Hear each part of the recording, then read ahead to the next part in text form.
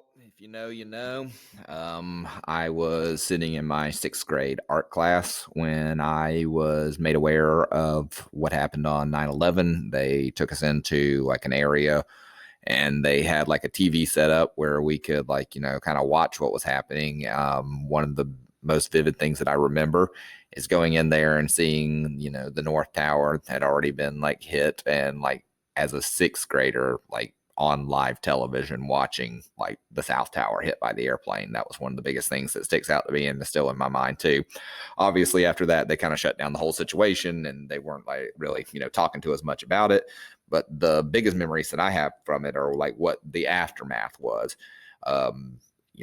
Obviously we didn't really have 24-hour news networks before that. And then all of a sudden it's the only thing that's on the news for like hours and hours and hours. And it's the same footage over and over and over of, giant skyscrapers collapsing. Obviously, there's a lot of political stuff that's involved with that. Not really much that I want to go into here. If you want to come talk to me about it, then come talk to me about it. But the biggest thing that I mainly remember about like September 11th is, even as like a kid, it was a breaking moment where I went from feeling safe to no longer feeling safe. And at least for me, that is something that kind of has stuck with me since then. Just this idea that safety is something that we often take for granted, feeling safe, and that it is something that I feel like more than the attack on the buildings was, this was the intended goal, was to make Americans feel unsafe to question things like that. Hi, I am a parent of a Clarke County student who's in elementary school right now, but at the time of 9/11, I grew up in a commuter suburb of the city and had a large community of fire department and police department people who lived in my town and then worked in the city. And so on September 11th, I was in 10th grade in global studies. It was the morning. We had just sort of gotten there and we're getting our days started. And I just remember a teacher coming into my teacher's classroom and whispering something in her ear. And then my teacher had a television at the time that connected to cable. And so the teacher turned on the television and my class watched it live. It was very confusing and very traumatic. I had some friends who lost their parents. My uncle was missing for a couple of days. He was in the fire department.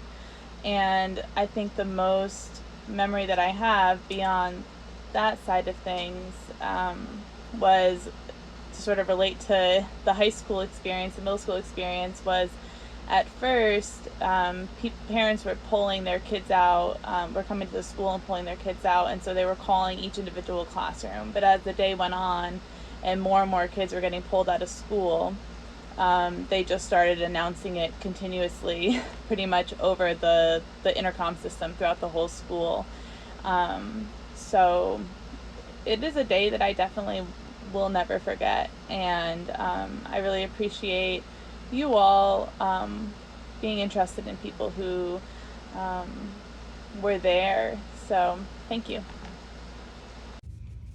When 9/11 happened, I lived in Wyoming, where it was 2 hours earlier than in New York, and it was still pretty dark outside when I headed home from the university gym and turned on National Public Radio and heard about the planes hitting the towers. So when I got home, I woke up my husband and we stood in the kitchen listening to NPR reporter Tom Gelton reporting from the Pentagon, and the studio host interrupted him to say that the Pentagon had been hit by a plane.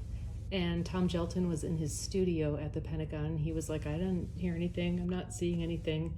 And the host urged him to get off the air and evacuate the building. We had to decide as parents whether it was safe to send our children to school or keep them home that day, because nobody knew if it was just a New York, Washington attack or if there would be similar attacks all across the country. And this might sound morbid, but I'm from Generation X, and we grew up during the Cold War in the 80s, where we thought we might be blown away by nuclear missiles at any moment. So near where we lived in Wyoming was F.E. Warren Air Force Base in Cheyenne, and it is one of the places in the country where they can launch those ICBM missiles from. So I figured, like, well, either no one's going to pay attention to little old Wyoming and we'll be fine, or we're going to be nuclear ground zero and we won't be around to wonder what happened. So we just sent our kids on to school and we went to work.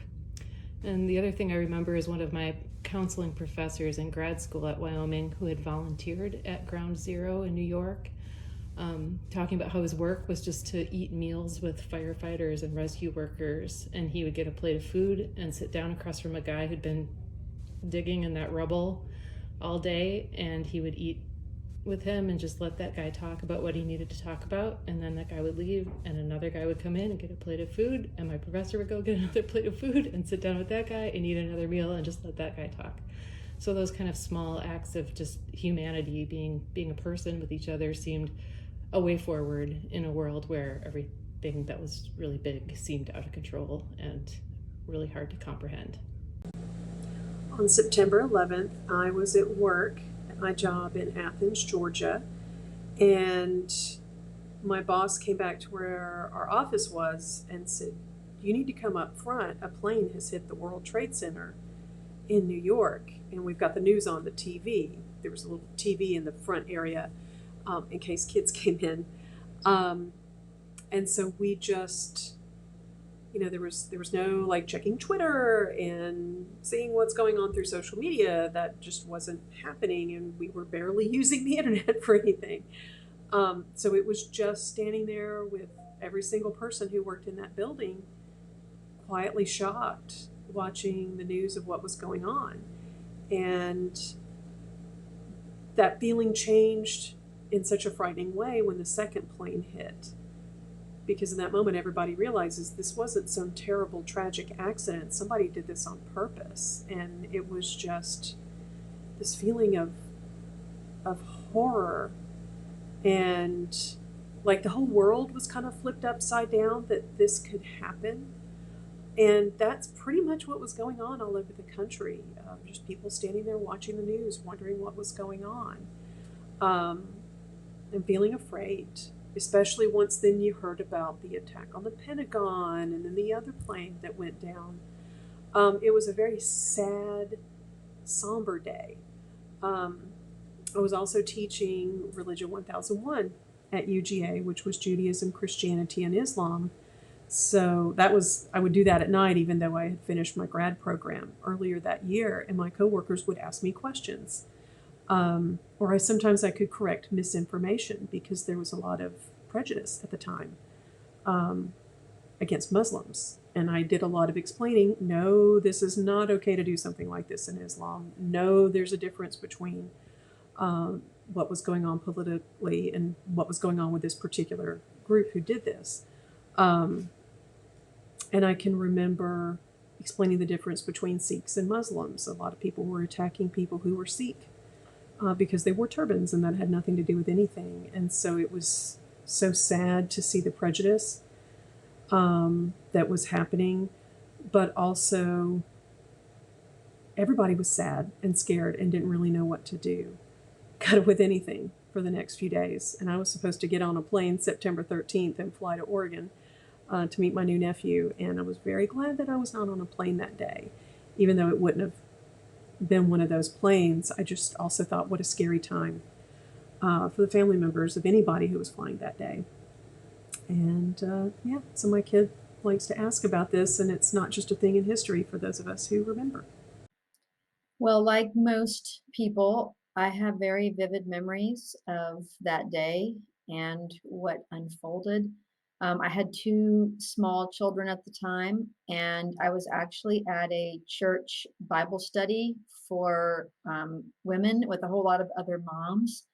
And our lesson was interrupted by one of the church leaders um, coming to the stage and giving us a little information. At that time, we didn't know very much, but it still seemed pretty significant. And so I got my children out of the nursery there, and I actually went to my mother-in-law's house along with several friends and their children.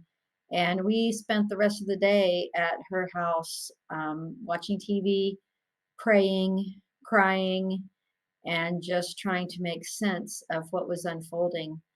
It was pretty shocking, and I just remember not being able to look away from the TV for the next several days, just to pay attention as things were unfolding. And I felt just horrible for the people that were more closely involved, and for the residents of New York City. And it was definitely a life changing experience, just um, in terms of my sense of security and what is possible, that can happen in this country and other countries around the world. So it's certainly a day that I will never forget.